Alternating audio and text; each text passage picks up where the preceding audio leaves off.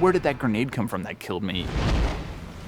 Did you see how that, like, I did that barrel roll and then hit 2 guys and it all blew up? And wow, that was awesome. He just got sniped and then cartwheeled over the side and then got run over by a warthog. We flipped 6 times in the air, landed it, and kept going. So it's sort of fun that with saved films, that single bullet that comes in that's actually gonna kill you, that hits, then to actually watch blood start coming out and to see the guy get shot back, to watch that in slow motion and to see, look how cool that ragdoll is, look how cool this particle system is, look how cool that looks. It's just fantastic and it's really fun to see. People can't make things up now. They can't lie about what happened in the game last night. They can't exaggerate. Save film essentially is an automatic replay of every game you play. Fly anywhere you want to in the map, pan around, check things out. The amazing thing about save films is that you can actually relive any moment that happened at any time and look at it from any angle. If you're not quite sure how did they actually get the flag out of our base when we're supposedly had 3 guys guarding it, now it's easy to go back, watch the film, see what they did. The controls basically work exactly how you would expect them to. It's so simple conceptually, but making it a reality, it took years. Your first person, if you click the right stick, it shows you what that person was looking at from third person. The other option you have while you're following someone in third person is to break out into a orbiting cam. So anytime you hit the right stick, you automatically move out into this orbiting camera and you can zoom in and out. I'll say it, I did not know that the Warthog actually had like an internal like dash lights and crap. And so then like I'm flying around and I'm like, wait, what? Like there's actually like lights in here? There's 2 ways to rewind. You can either press left on the D-pad, which is a shortcut, or you can bring up the control pad, highlight the back button on the control pad, press A, and you'll rewind that way. Every time that someone rewinds in a saved film, I hold my breath because there's like, it's like God reaching in and being like, make magic happen, and then it magically just keeps working. Like, the complexity of that system is so insane. Now the other cool thing is the ability to go into flying camera, and you do that by hitting the Y button, and that breaks you out into a free roaming camera. You can watch it from above and you can see what you did, maybe get a perspective where you can actually see the impact of that grenade you threw and zoom in really closely on the action that happened after that. So there's one group who was like, no, don't allow it. They're gonna see too many lies. It's a pain in the ass. The other side was like, look, flying cam is cool as shit. It actually is a big deal.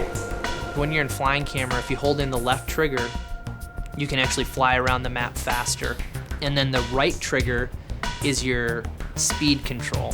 If you hold down the right trigger in just a little, you'll notice it's slow motion.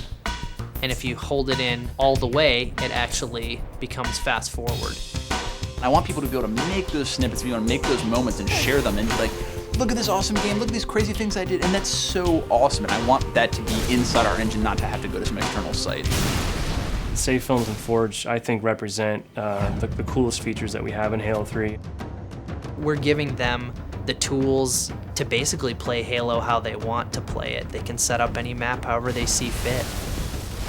It's just crazy how much a map will change with just a small variation of either weapon placement or just where the flag spawns in CTF. If you don't like it there, move it 1 meter to the right.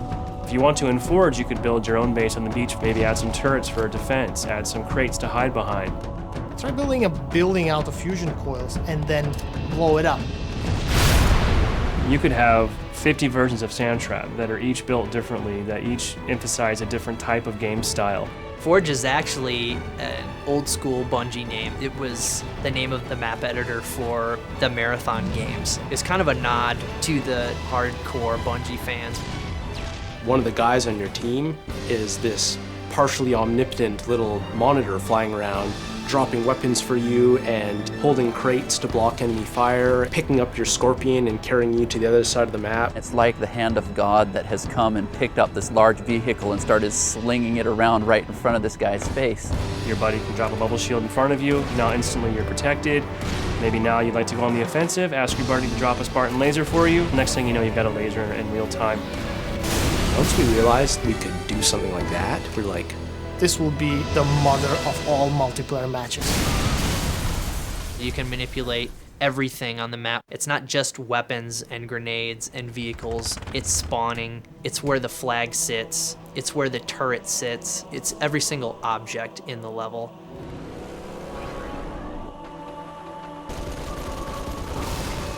They're gonna love the Forge because they can spend hours dropping tanks on each other.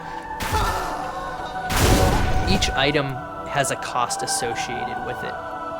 You have only so much Halo currency to spend on a particular map.